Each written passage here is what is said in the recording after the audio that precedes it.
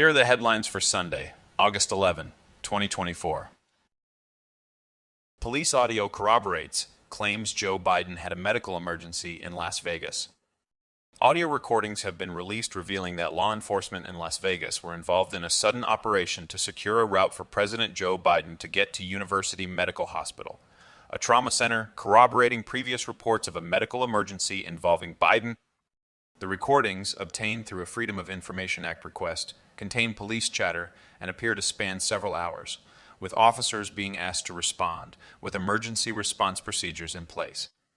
According to the recordings, President Joe Biden was displaying symptoms that required immediate medical attention, with speculation suggesting he may have experienced a transient ischemic attack, also known as a mini-stroke.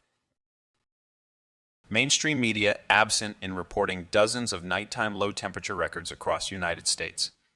Climate alarmists and their allies in the corporate media spread fear and anxiety about climate change by selectively highlighting warm temperatures while ignoring cooler ones.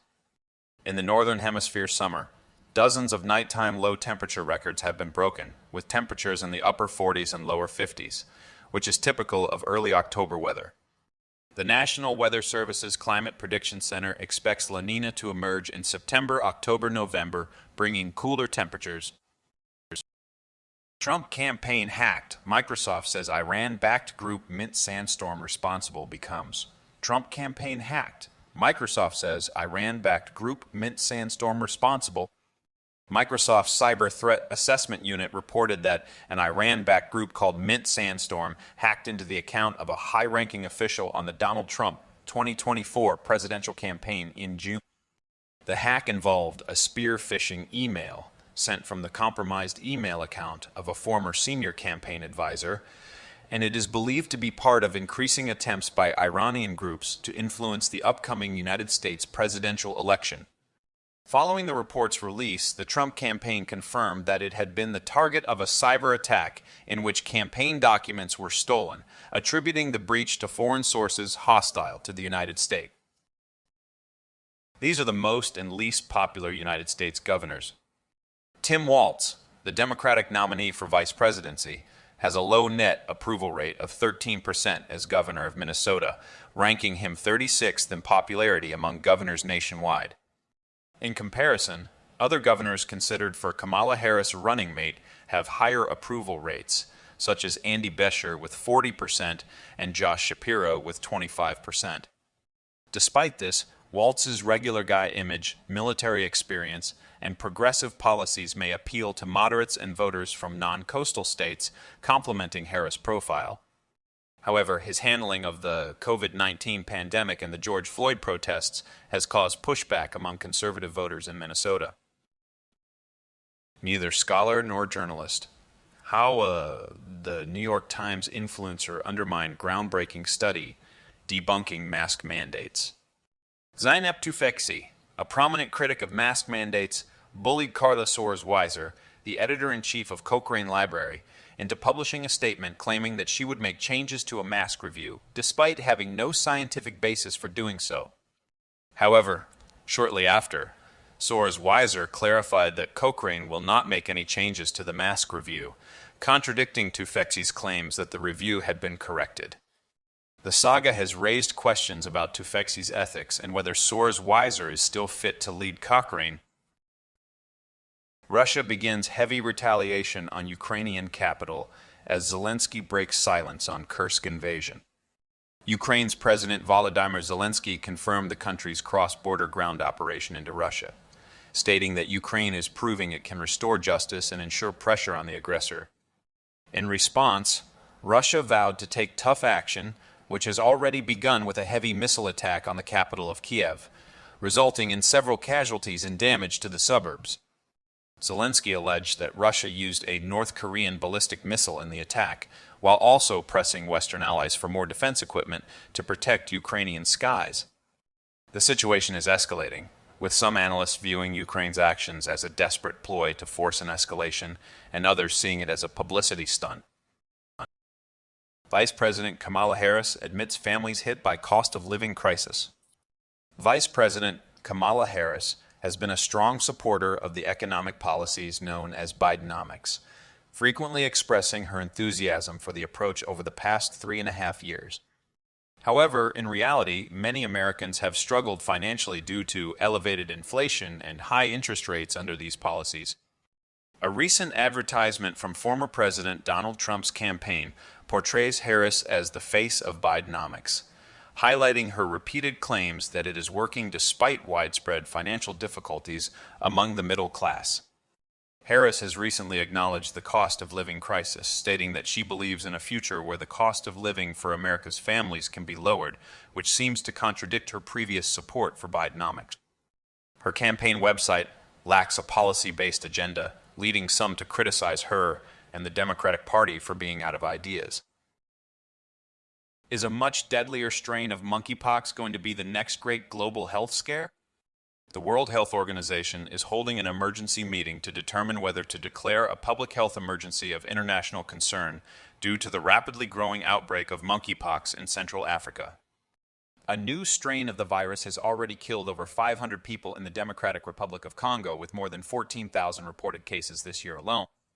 The disease spreads through direct contact and causes painful rashes and flu-like symptoms. Experts believe the new strain may spread more easily and is more deadly, with a high proportion of cases reported in children under 15 years old.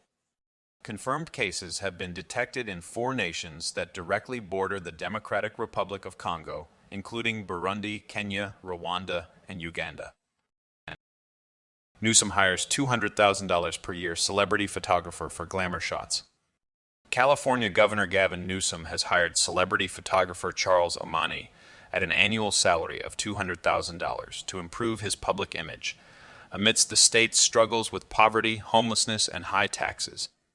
The move is seen as tone-deaf and prioritizing optics over substance, with many Californians suffering financially while their governor invests in a polished persona, possibly with national ambitions in mind.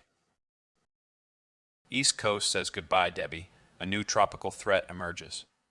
The National Hurricane Center is monitoring a new tropical system in the Atlantic Basin, known as a L98, which has a 30% chance of development over the next 48 hours and an 80% chance over the next 7 days.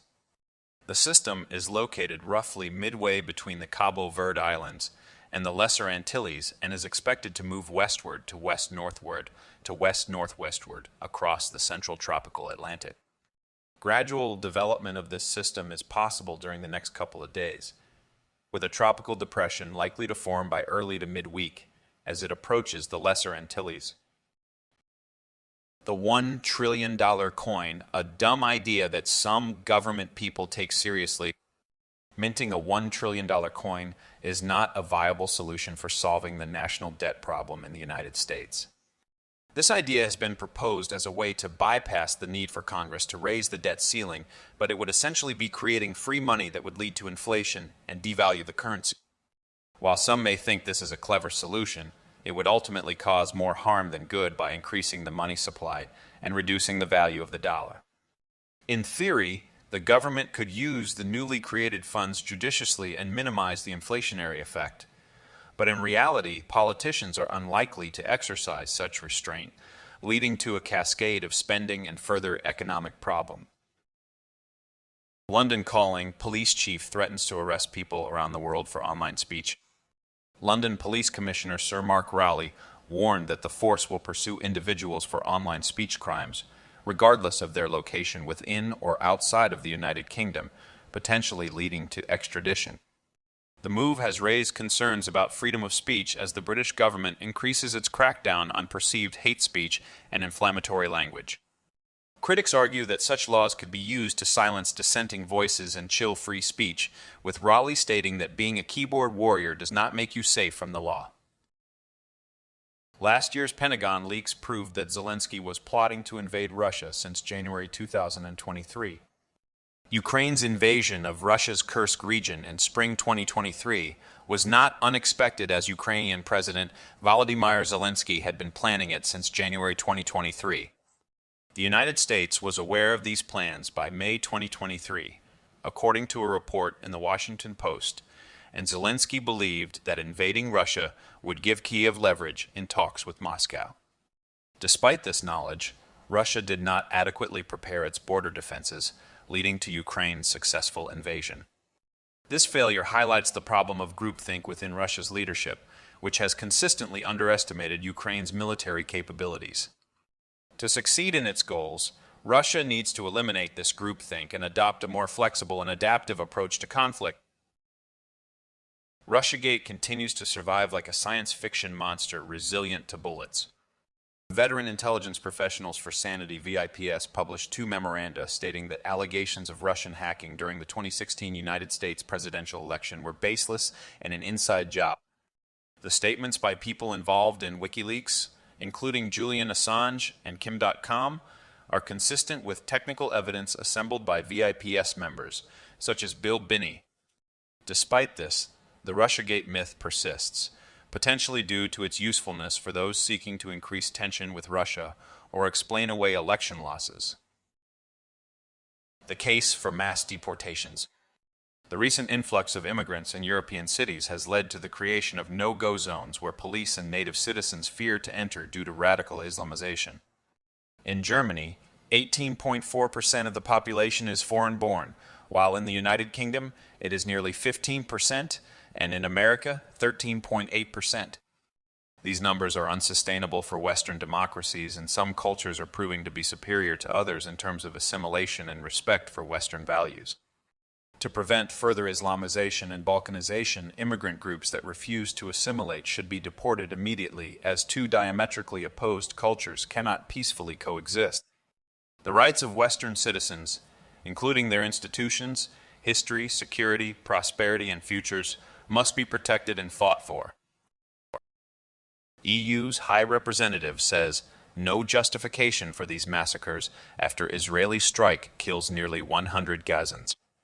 At least 93 people, including women and children, have been killed in an Israeli airstrike on a school in Gaza City that was sheltering internally displaced Palestinians. The Israel Defense Forces claims it targeted a Hamas command center, but European officials and human rights groups have condemned the attack as a horrific massacre. Images from the scene show many civilian bodies strewn across the ground, with some charred beyond recognition. The strike is the latest in a series of deadly attacks on schools in Gaza, with at least 10 schools targeted in recent weeks.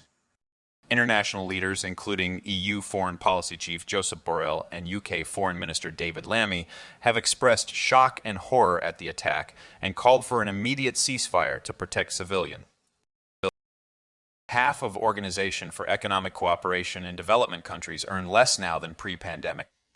A recent report found that around half of the Organization for Economic Cooperation and development countries have seen real wages decline since before the pandemic.